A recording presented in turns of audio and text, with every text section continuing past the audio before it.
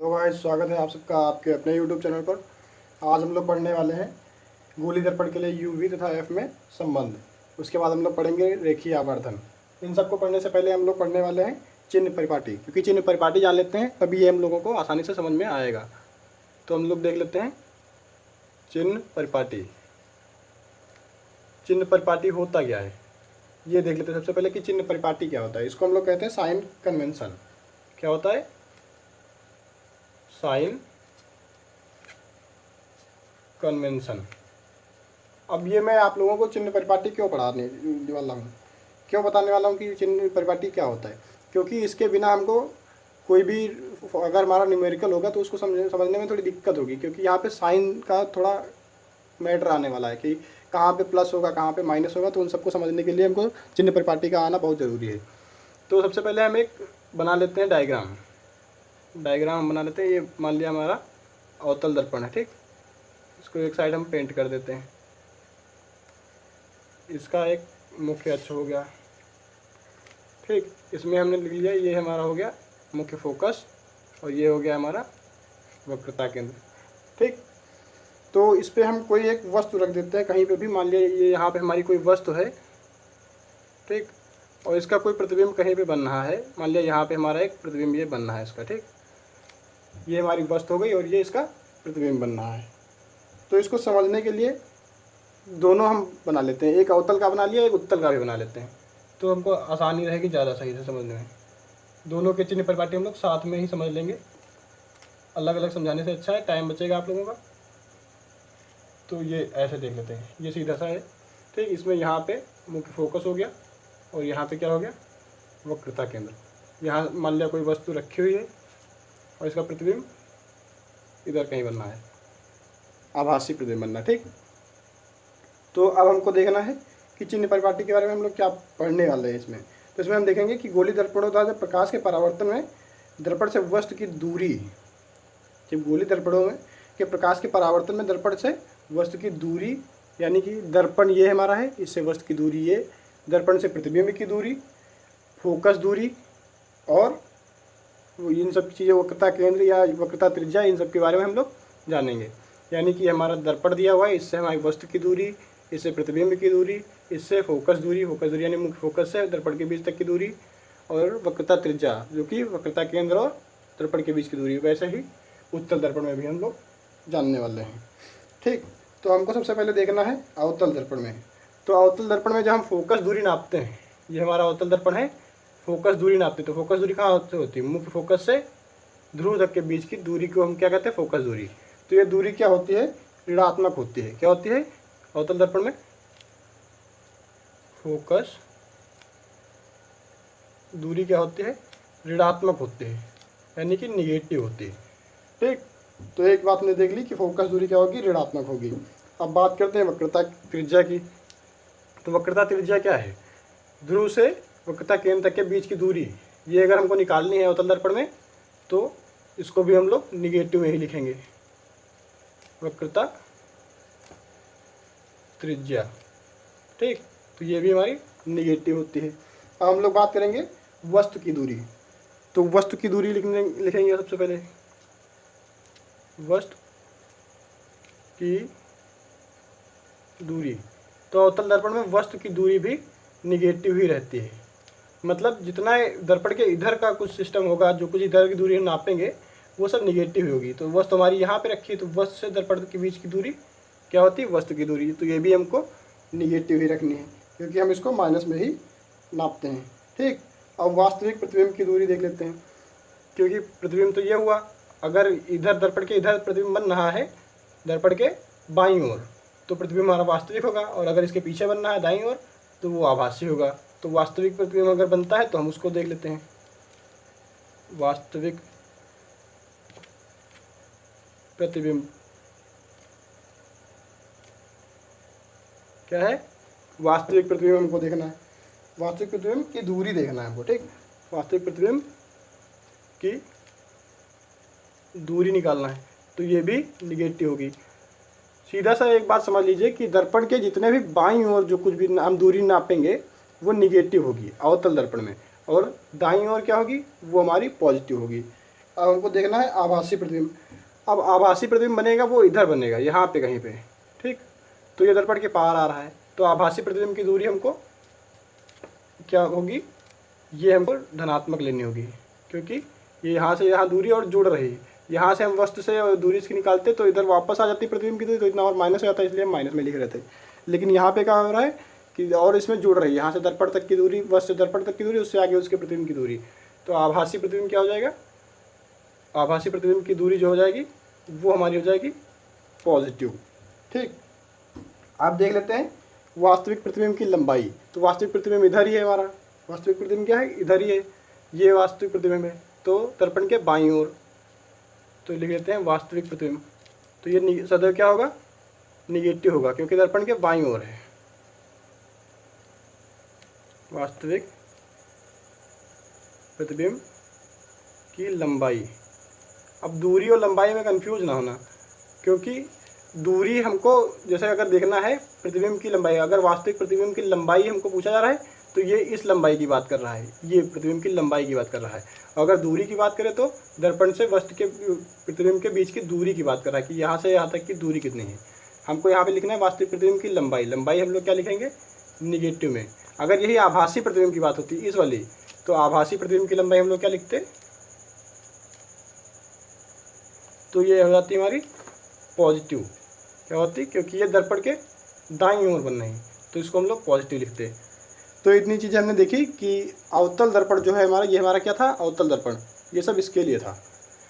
तो हमने देखा कि जो कुछ भी दर्पण के बाईं ओर बन रहा है वो सब कुछ निगेटिव है। जो कुछ कैलकुलेट करेंगे दर्पण के बाईं ओर वो सब निगेटिव है, यानी फोकस दूरी। ये फोकस दूरी हमने यहाँ से यहाँ तक की देखी, वो भी निगेटिव। वक्रता त्रिज्या वो भी बाईं ओर है, वो भी निगेटिव है।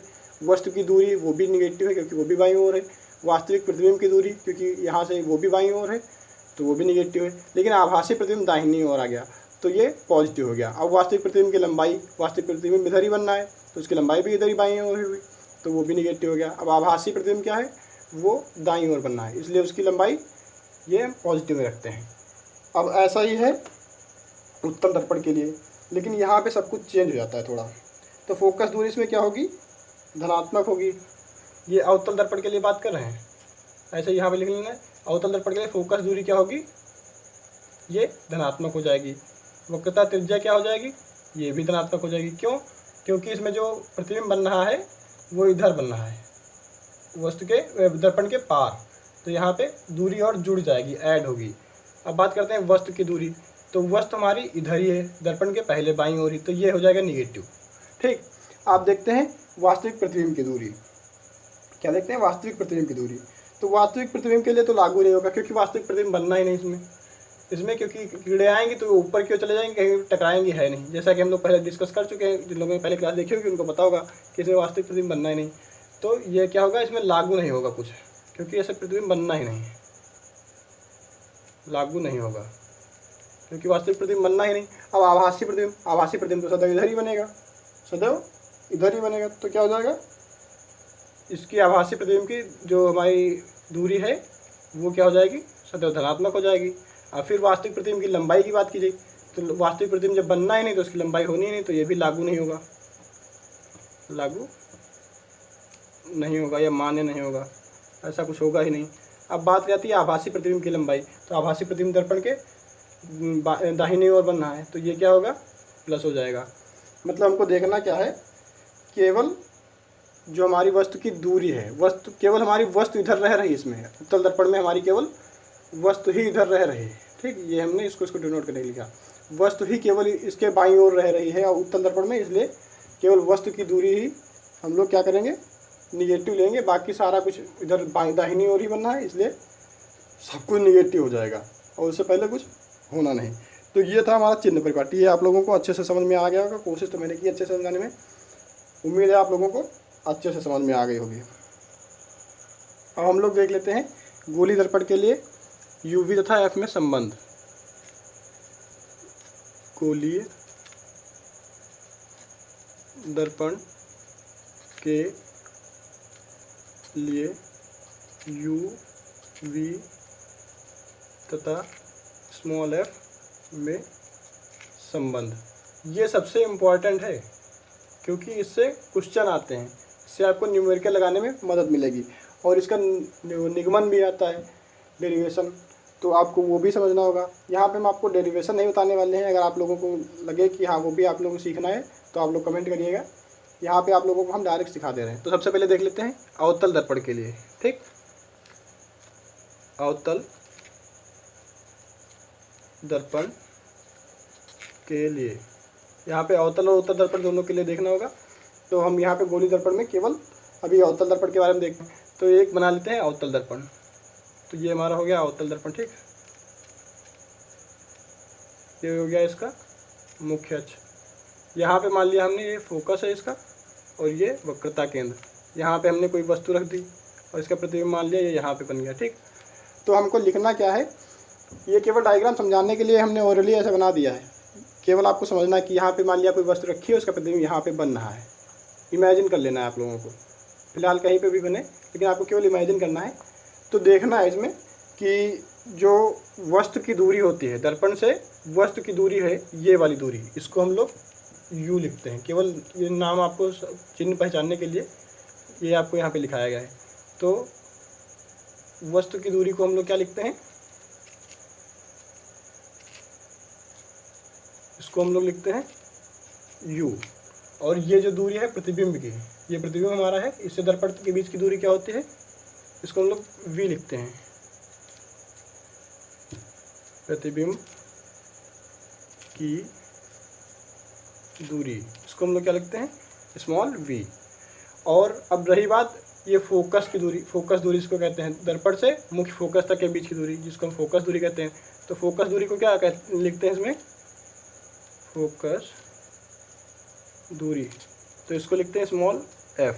ठीक, ये चिन्ह हमको समझ लेते हैं, ये सब में वैसे ही रहेंगे। वस्तु की दूरी को हम सदैव स्मॉल u से लिखेंगे, प्रतिबिंब की दूरी को हम स्मॉल v से लिखेंगे, और फोकस दूरी को स्मॉल f से पहले से लिखते आ रहे हैं। तो इसके लिए हमारा एक सूत्र बनेगा जो u v तथा f में संबंध दर्शाएगा। उस सूत्र को लिख लेते हैं, केवल उसी को हमको समझना था, उसी के लिए हम लोग इतना ये सब किए हैं। तो सूत्र हमारा है 1/f बराबर 1/u प्लस 1/v। केवल ये हमको लिखना है। अगर हमको इनके बीच में संबंध दर्शाना है u v तथा f के बीच में, तो अवतल दर्पण के लिए ये सूत्र हो गया। अब हम लोग देखते हैं उत्तल दर्पण के लिए। तो लिख लेते हैं उत्तल दर्पण। दूसरा क्या है, उत्तल दर्पण के लिए। ठीक, तो उत्तल दर्पण के लिए हम लोग लिख लेते हैं। इसके लिए हम एक उत्तल दर्पण बना लेते हैं।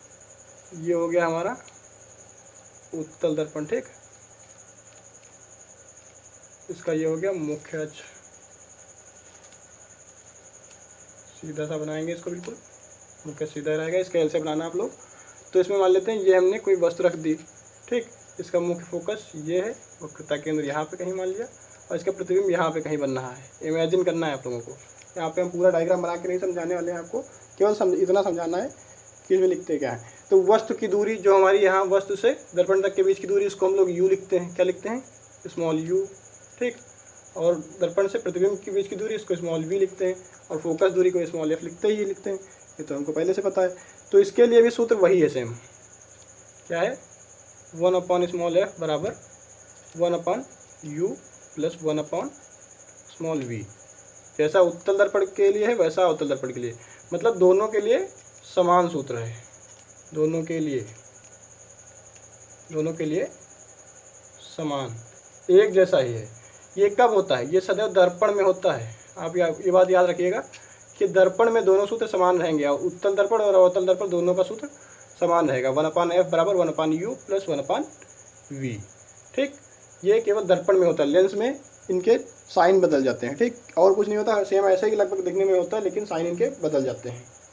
तो ये हो गए हमारे गोली दर्पण के लिए u v तथा f में संबंध। उत्तल दर्पण के लिए भी देख लिया हमने, अवतल दर्पण के लिए भी देख लिया। दोनों सूत्र हमारे समान हैं। अब इनके हम लोग लगा लेते हैं एक दो न्यूमेरिकल, जिससे आसानी से समझ में आ जाएगा कि न्यूमेरिकल कैसे लगाते हैं। तो ये रहा हमारा न्यूमेरिकल। ये हमारा एक क्वेश्चन दिया हुआ है, इसको हम लोग ध्यान से पढ़ेंगे, फिर उसी रूल से लगाएंगे। यहाँ पे बात की गई 16 सेंटीमीटर फोकस दूरी के अवतल दर्पण के सामने एक वस्तु 8 सेंटीमीटर दूरी पर रखी गई। प्रतिबिंब की स्थिति की गणना हमको करनी है, मतलब प्रतिबिंब बताना है कितनी दूरी पर बनेगा। तो सबसे पहले हम देखते हैं इसमें क्या देखने वाली बात है कि अवतल दर्पण बताया गया है, मतलब हमको जो भी चिन्ह परिपाटी के चिन्ह लेने हैं वो अवतल दर्पण वाले लेने हैं। अब आप लोगों ने नोट किया होगा तो आप लोग उससे मैच करिएगा कि यहाँ पे फोकस दूरी दी गई है। फोकस दूरी को हम लोग स्मॉल एफ से लिखते हैं, तो स्मॉल एफ कितना दिया गया है 16 सेंटीमीटर। लेकिन एक बात ध्यान करने वाली है कि अवतल दर्पण में जो फोकस दूरी होती है वो हम लोग माइनस में लिखते हैं, क्योंकि अभी हमने पीछे देखा था कि जो फोकस दूरी है अवतल दर्पण के लिए वो ऋणात्मक होती है। अब बात करते हैं वस्तु 8 सेंटीमीटर दूरी पर रखी गई, तो वस्तु के लिए हम लोग स्मॉल यू का यूज़ करते हैं। अब अवतल दर्पण में वस्तु भी निगेटिव ही लिखते हैं, मतलब माइनस साइन के साथ, तो वो दी है 8 सेंटीमीटर। ठीक, अब उसके बाद में हमको पता क्या करना है, स्मॉल वी पता करना है, ये हमको पता नहीं है। ठीक, स्मॉल वी हमको पता करना है। अब अवतल दर्पण के लिए हम लोग देखते हैं इसका सूत्र क्या होता है। इसका सूत्र होता है 1 स्मॉल एफ बराबर 1 small U plus 1 small V. तो ये हमारा सूत्र है, बस इसी सूत्र में हमको सारा कुछ रखना है। 1/f, 1 ये हो गया, f कितना है -16 सेंटीमीटर बराबर 1/u कितना है, u दिया है -8, और फिर प्लस 1/v तो हमको पता ही करना है, तो इसको वैसे ही लिख देते हैं। अब क्या करना है, 1/v अपनी जगह पे रहेगा, ये इधर आ जाएगा, तो कितना हो जाएगा 1/-16, ये इधर आएगा तो माइनस में हो जाएगा, ये माइनस में था ये प्लस में हो जाएगा। ठीक, वैसे तो इधर आके प्लस में होना था, ये माइनस में है तो इधर प्लस में हो जाएगा। ठीक, ये हो जाएगा 1/8 इक्वल टू 1/v। अब क्या करना है, इनका लासा ले लेना है।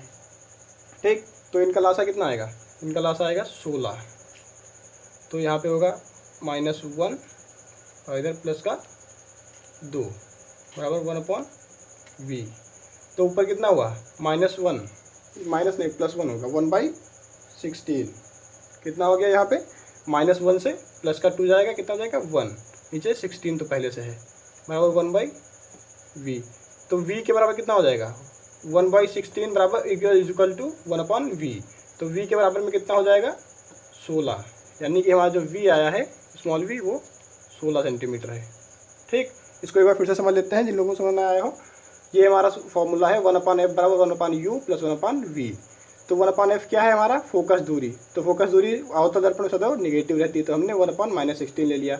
उसके बाद में u हमारा क्या है वस्तु की दूरी, तो अवतल दर्पण में वस्तु भी निगेटिव रहता है, तो इसमें हमने लिखा 1/-8 ले लिया क्योंकि निगेटिव है। उसके बाद में हमको पता करना था प्रतिबिंब की दूरी, तो उसको वैसे ही लिखा।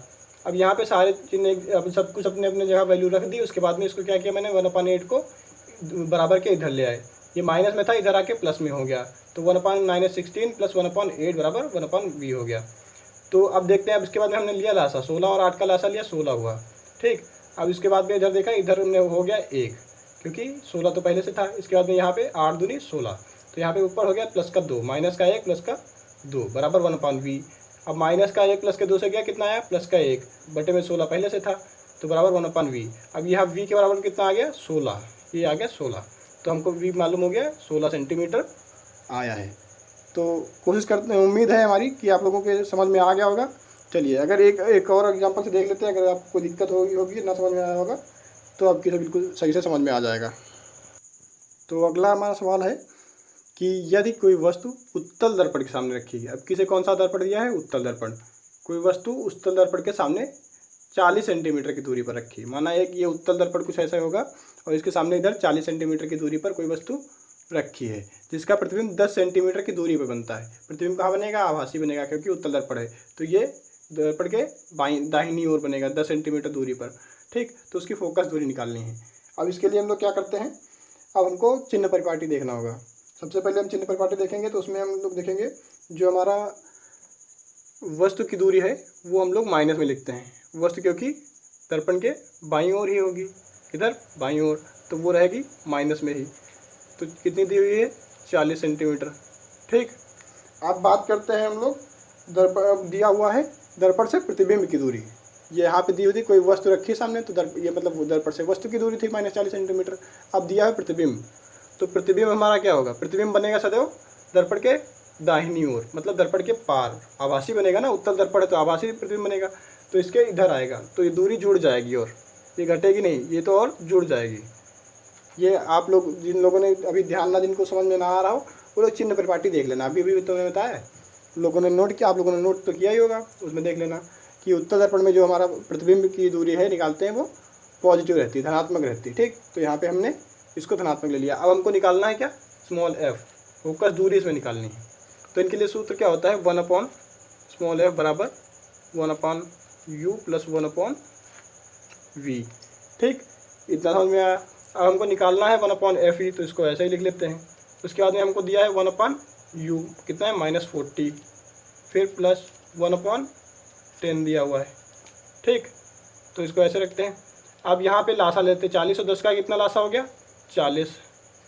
ऊपर कितना हुआ, माइनस का 1, और इधर कितना हुआ, प्लस का 4, क्योंकि 10 चको 40। ठीक, तो ये हुआ माइनस का 1 प्लस का 4/40। तो ये कितना हो जाएगा, 4 से 1 चला जाएगा, कितना हो जाएगा, 3/40। ठीक, इतना आप लोगों को समझ में आ गया होगा। अब 3/40 निकालना है, तो कैसे इसको क्या लिखोगे, इसको अगर काटो तो कितना आएगा, 3 एक कम 3, 3 तिया 9, बचा 1, 3 तिया 9, दशमलव लगा, 3 तिया 9, 3 तिया 9, मतलब 1/13.33 कुछ ऐसे आएगा। ये क्या है, 1/f है। तो अगर 1/f बराबर जो हमारा आया है वो आया है 1/13.33, तो f कितना हो जाएगा, हमारा स्मॉल f हो जाएगा 13.33, और ये दूरी हमको दी थी सेंटीमीटर में, तो f हमारा निकल आया 13.33 सेंटीमीटर। तो बड़ा ही आसान है, कुछ भी इसमें ज़्यादा मेहनत वाली बात है नहीं, सिंपल सा है। ऐसे ही सारे क्वेश्चन होंगे आपके भी, आप लोग भी आसानी से लगा सकते हैं, कोई इसमें मेहनत वाला काम था नहीं, केवल समझना था। आपको देखना है कि उत्तल दर्पण है या अवतल दर्पण है। अब फिर उसके बाद में आपको चिन्ह परिपाटी आनी चाहिए। चिन्ह परिपाटी मैंने भरसक प्रयास किया है कि बिल्कुल आपको आसान भाषा में समझा दें। जो भी दर्पण के बाईं ओर होगा वो निगेटिव सब कुछ कैलकुलेट किया जाएगा, और जो कुछ दाईं ओर होगा दर्पण के पार जाएगा वो हमारा पॉजिटिव होगा। ठीक, क्योंकि अगर मान लिया यहाँ पे कोई पॉइंट है, यहाँ से आप नोट कर रहे हैं, कैलकुलेट कर रहे हैं इसको, और यहाँ से आपको कैलकुलेट करना है। अगर कोई चीज़ इधर रखी है और फिर आपको उधर ही वापस आके यहाँ से कैलकुलेट करना, तो वो इतनी दूरी से इतना एक कम ही हो जाएगा। और अगर ये इसको यहाँ से यहाँ कैलकुलेट करना है और इसको यहाँ तक ले जाना है, तो पहले तो यहाँ से यहाँ आएगा, फिर इसके बाद यहाँ से यहाँ, तो ये और जुड़ जाएगा। तो इधर क्या होगा, जुड़ेगा, और इधर क्या हो रहा था, घट रहा था, और इतनी दूरी कम हो गई, तो इतनी बची। इसलिए हमको समझाने के लिए इतना बताना पड़ा था कि दर्पण के कभी भी बाईं ओर बनेगा तो वो निगेटिव होगी, और दाहिनी ओर बनेगा तो वो पॉजिटिव वैल्यू कैलकुलेट होगी। ठीक, और ये आपको न्यूमेरिकल आसानी से समझ में आ गए होंगे। तो अब हम लोग आगे बढ़ते हैं। अब हम लोग पढ़ेंगे रेखीय आवर्धन के बारे में। क्या पढ़ेंगे, रेखीय आवर्धन, यानी कि लीनियर मैग्निफिकेशन। क्या होगा, लीनियर मैग्निफिकेशन, रेखीय आवर्धन। इसको हम लोग इंग्लिश में क्या कहते हैं, लीनियर मैग्निफिकेशन। तो मैग्निफिकेशन के लिए इसको स्मॉल f से डिनोट करते हैं। ठीक, तो हमको पढ़ना है रेखीय आवर्धन। रेखीय आवर्धन क्या होता है, ये आप लोगों को समझना है कि रेखीय आवर्धन होता क्या है।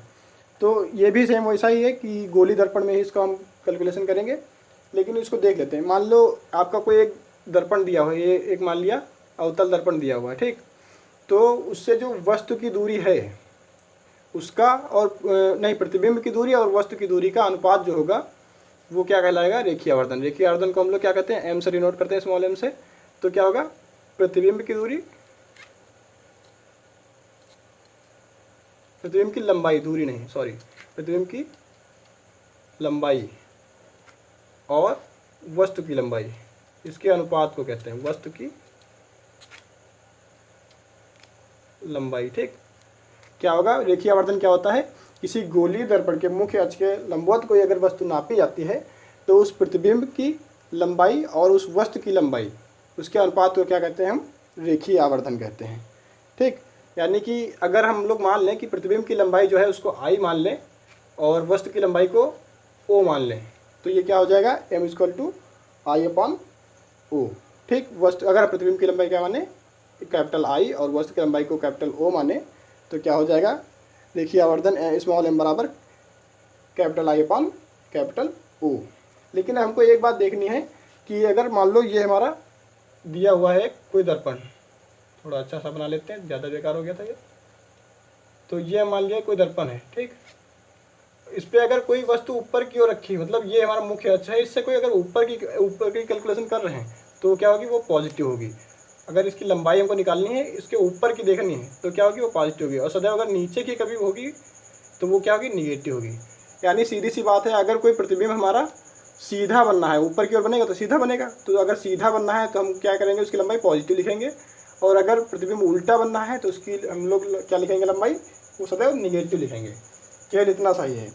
तो अगर जिन लोगों को लिखना है कि अपना नोट्स बनाना है तो वो इस प्रकार लिख लें कि चिन्ह प्रॉपर्टी के अनुसार मुख्य अक्ष के ऊपर की लंबाई जो है वो धनात्मक तथा नीचे की लंबाई ऋणात्मक ली जाती है। ठीक, इस प्रकार अगर ऐसे देखें कि सीधे प्रतिबिंबों के लिए आवर्धन क्षमता तथा उल्टे प्रतिबिंबों की आवर्धन क्षमता ऋणात्मक, देखो सीधा प्रतिबिंब के लिए आवर्धन क्षमता क्या होगी, वो पॉजिटिव धनात्मक होगी। अगर लिखना चाहें कि तो सीधे प्रतिबिंबों के लिए आवर्धन क्षमता धनात्मक तथा उल्टे प्रतिबिंबों के लिए आवर्धन क्षमता ऋणात्मक होगी। तो हमको अगर आवर्धन क्षमता निकालनी है तो प्रतिबिंब, अगर हमारा प्रतिबिंब क्या है, अगर सीधा बनना है तो उसको हम प्लस में पॉजिटिव में लिखेंगे, और अगर उल्टा बनना है तो ये हमारा आई क्या हो जाएगा, माइनस का हो जाएगा। ठीक, इतना आप लोगों को समझ में आ गया होगा। फिर से एक बार देख लीजिए कि यदि प्रतिबिंब सीधा है तो उसकी लंबाई हम लोग पॉजिटिव लेंगे, अगर उल्टा है तो उसकी हम लंबाई निगेटिव लेंगे। ठीक, और वस्तु तो हमारा सीधा सदैव रहेगा तो उसकी लंबाई सदैव सीधी रहेगी। अब हम लोग एक चीज़ जानते हैं कि अगर देख लिया, मान लिया प्रतिबिंब हमारा उल्टा है, -I/O। ठीक, और कभी भी हम लोग देखते हैं कि जो अवतल दर्पण के लिए है उसमें वस्तु की दूरी क्या होती है, प्रतिबिंब की दूरी -V होती है और वस्तु की -U, क्योंकि हमने देखा है ये होता है m बराबर। ठीक, तो हमने देखा कि जो हमारा वस्तु, ये हमारा क्या है, प्रतिबिंब की लंबाई I, और O क्या है, वस्तु की लंबाई, अभी हमने देखा। और इधर भी हम इसको भी जानते हैं, क्योंकि प्रतिबिंब की लंबाई को, प्रतिबिंब की दूरी, ये प्रतिबिंब की दूरी है -V, इसको हम लोग अवतल दर्पण में क्या करते हैं, माइनस से लिखते हैं, और वस्तु की दूरी को भी हम माइनस से लिखते हैं। तो ये हमारा हो गया m = -I/O। ठीक, अगर इसको अगर आगे देखें तो -I/O बराबर -V/-U। तो ये एक हमारा सूत्र टाइप का हो गया। इसको अगर हम लोग कैलकुलेट करेंगे तो क्या होगा, ये वाला साइन और ये वाला साइन कट जाएगा, तो क्या आएगा, I/O बराबर -V/U। ये हमको कुछ फॉर्मूला निकल के मिलेगा, ये हमारा रेखीय आवर्धन के लिए काम करेगा। क्या है, I/O बराबर -V/U। तो ये हमारा रेखीय आवर्धन के लिए फॉर्मूला निकल के आया। इसको आप m के बराबर भी कह सकते हो, मतलब रेखीय आवर्धन के बराबर भी कह सकते हो। फिर से देख लेते हैं, जो हमारा रेखीय आवर्धन है उसको हम लोग m से लिखते हैं। अब क्या होता है रेखीय आवर्धन, प्रतिबिंब की लंबाई और वस्तु की लंबाई के अनुपात को हम लोग रेखीय आवर्धन करते हैं। प्रतिबिंब की लंबाई को हम लोग I से लिखते हैं और वस्तु की लंबाई को O से लिखते हैं। अब हमने देखा कि प्रतिबिंब अगर सीधा बनना है तो उसकी लंबाई हम लोग पॉजिटिव यानी धनात्मक लेंगे, और अगर उल्टा बनना है तो उसकी लंबाई हम लोग ऋणात्मक यानी कि निगेटिव लेंगे।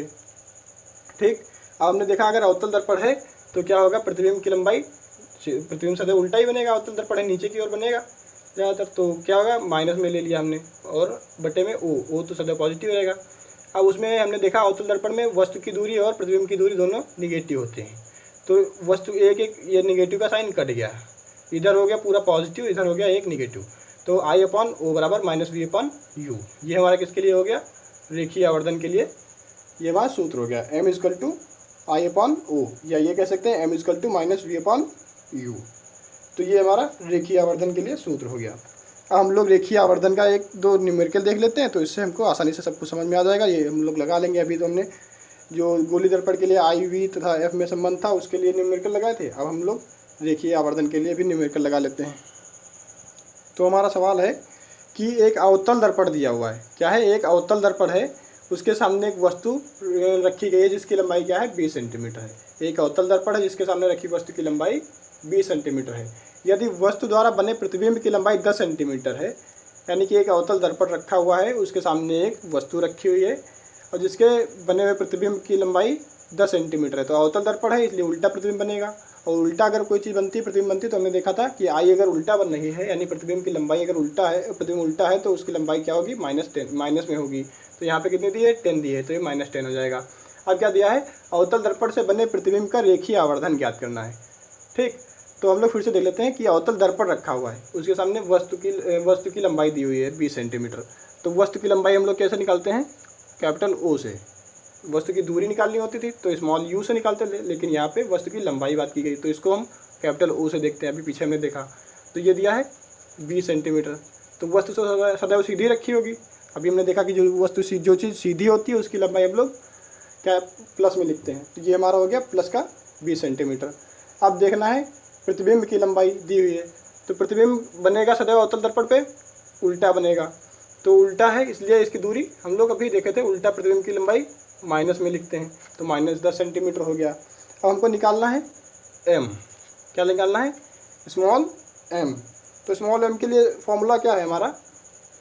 I/O। यदि यहाँ पे साइन ना लिखे हों तो इसको हम ऐसे भी लिख सकते हैं -I/O, लेकिन हमने ये साइन यहीं पे लिख लिया तो हम इसका यूज़ करेंगे। ठीक, तो अब हमको निकालना है m बराबर निकालना है। I की जगह पे हम लोग क्या रखेंगे 20 और O की जगह पे क्या रखेंगे -10। ठीक, नहीं सॉरी उल्टा हो गया ये। I की जगह पे क्या रखना है -10, क्योंकि I तो हमारा -10 है और O क्या है 20। ठीक, हम लोग काट देते हैं, 0 से 0 कट गया, कितना बचा -1/2। तो ये हमारा क्या हो गया -1/2, ये हमारा रेखीय आवर्धन हो गया। क्या हो गया? ये हमारा रेखीय आवर्धन है। किसका? अवतल दर्पण से बने प्रतिबिंब का। ये किसका है? अवतल दर्पण से बने प्रतिबिंब का रेखीय आवर्धन है। रेखीय आवर्धन आपको पता ही क्या है कि रेखीय आवर्धन होता है प्रतिबिंब की लंबाई और वस्तु की लंबाई का अनुपात। तो प्रतिबिंब की लंबाई कितनी है 1 और वस्तु की लंबाई 2 माइनस में, तो इनका क्या हुआ? ये अनुपात हो गया। तो वो हमारा क्या कहलाता है? रेखीय आवर्धन। यानी कि अगर देखें कि अगर वस्तु दी हुई है ये 2 सेंटीमीटर है तो प्रतिबिंब क्या होगा 1 सेंटीमीटर, यानी कि -1/2 आया है तो आधा की बात हुई है, प्रतिबिंब आधा होगा उसका। ठीक, तो इतना आप लोगों को समझ में आ गया होगा। अब एक अगला एग्जाम्पल और देख लेते हैं। तो हमारा ये सवाल लिखा हुआ है कि यदि अवतल दर्पण की फोकस दूरी 10 सेंटीमीटर है तथा वस्तु की दर्पण से दूरी 15 सेंटीमीटर है, तो दर्पण से प्रतिबिंब की दूरी ज्ञात करनी है। मान लिया ये हमारा एक अवतल दर्पण है। ठीक, ये हमारा एक अवतल दर्पण है और इसका ये मुख्य अक्ष। ठीक, यहाँ पे कोई वस्तु रखी हुई है, इसकी दूरी दी हुई है कितनी? दर्पण से वस्तु की दूरी दी हुई है 15 सेंटीमीटर। ठीक, यहाँ पे इसका फोकस है, मुख्य फोकस। तो फोकस दूरी कितनी दी हुई है 10 सेंटीमीटर दी हुई है। अब हमको क्या निकालना है? प्रतिबिंब की दूरी निकालना है। मान लिया प्रतिबिंब इसका यहाँ पे बना है, तो यहाँ से प्रतिबिंब की दूरी निकालनी है आपको। अभी हमने देखा था वहाँ कहाँ पे चिन्ह परिपाटी में, तो उसमें हमने देखा था कि जो हमारा स्मॉल f है अवतल दर्पण के लिए वो हम लोग माइनस में लिखते हैं। तो फोकस दूरी क्या है -10 हो जाएगी, -10 सेंटीमीटर। और हमने देखा था वस्तु की दूरी जो u है वो भी माइनस में ही होती है, क्योंकि जितना कुछ बाईं ओर बन रहा है दर्पण के सब माइनस में होगा। तो ये क्या हुआ हमारा -15 सेंटीमीटर हो जाएगा। वस्तु की दूरी दी हुई है, वस्तु की दूरी को हम लोग स्मॉल u से लिखते हैं। हमको निकालना है v। तो v हमको पता नहीं है, लेकिन ये पता है कि v जो भी आएगा वो माइनस में आएगा, निगेटिव आएगा, क्योंकि जो प्रतिबिंब बनना है वो भी इधर ही बनेगा, क्योंकि ये अवतल दर्पण है। उधर बनना है दर्पण के बाईं ओर, तो ये सदैव क्या होगा माइनस में ही आने वाला है। तो हम लोग निकालते हैं। ये सवाल वैसे आप लोगों को लगाना चाहिए। आप लोग वीडियो को पूछ कीजिए और उसके बाद में लगाइए सवाल अपने आप, क्योंकि ये बिल्कुल सिंपल सा है। इसमें के 2 सवाल हम लगवा चुके हैं, तो ये आपको लगाना है। चलिए आप लोग वीडियो को पूछ कीजिए और लगाइए इसको। चलिए देखते हैं कैसे लगेगा। ये है 1/f बराबर 1/u प्लस 1/v, ये हमारा है फॉर्मूला। ठीक, तो यहाँ पे हमको क्या दिया है? f दिया है 1/-10 सेंटीमीटर। f की जगह पे हमने -10 रख दिया। अब क्या दिया? 1/u दिया है। u कितना दिया है? -15 प्लस 1/v। v हमको पता नहीं, v हमको निकालना है। अब क्या करते हैं 1/-10 तो ये इधर है ही, ये जो माइनस का है इधर आएगा तो प्लस का हो जाएगा। कितना हो जाएगा 1/15 बराबर 1/v। अब इनका लेना है लासा। 10 और 15 का लासा लेंगे कितना आएगा? ऑब्वियसली 15 ही आएगा। ठीक, तो यहाँ पे नहीं 15 कैसे आएगा? आप लोग बताइए कितना आएगा? यहाँ पे लासा आएगा 30, क्योंकि इसमें बनेगा नहीं ऐसे। 15 से 30 आएगा लासा। लासा लेना आप लोगों को आता है ना?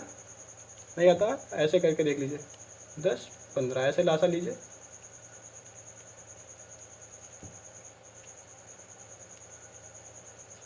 ये 1 है 3, तो 5 × 15 दूनी 30, ये लासा आ गया। ठीक, तो लासा यहाँ पे आ गया 30, तो 10 × 30, माइनस का साइन है तो -3, इधर प्लस का है 15 दूनी 30 तो प्लस के 2 हो गए बराबर 1/v। ठीक, समझ में आया। -3 प्लस का 2 यानी कि प्लस के 2 माइनस हो जाएंगे माइनस के 3 से, तो कितना आएगा माइनस का 1/30 बराबर 1/v। कितना यहाँ तक आप लोगों को दिख रहा होगा। तो कितना आया माइनस का 1/30।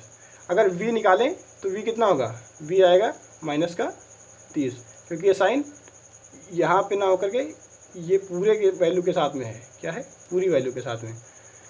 तो हमने देखा कि v जो हमारा है माइनस का 30 आया। जैसा कि हमने यहाँ पे भी बताया था कि जो v आएगा वो भी माइनस का ही आएगा। ये माइनस का क्यों आएगा, क्योंकि ये प्रतिबिंब बन रहा है वो दर्पण के बाईं ओर ही बन रहा है, तो सदैव क्या होगा, माइनस में ही आएगा। दर्पण के बाईं ओर की सारी वैल्यू कितनी होती है, निगेटिव होती है, यानी कि ऋणात्मक होती है। जैसा कि हमने इसमें देखा भी था, तो ये भी वैल्यू माइनस में आ रही है। ये क्या होगा, माइनस के 30 सेंटीमीटर। सारी वैल्यू सेंटीमीटर में दी है तो ये भी सेंटीमीटर में होगी। तो आप लोगों को उम्मीद है कि समझ में आ गए होंगे अच्छे से तरीके से न्यूमेरिकल। अगर आप लोगों को ज़रूरी लगता है कि वो IV तथा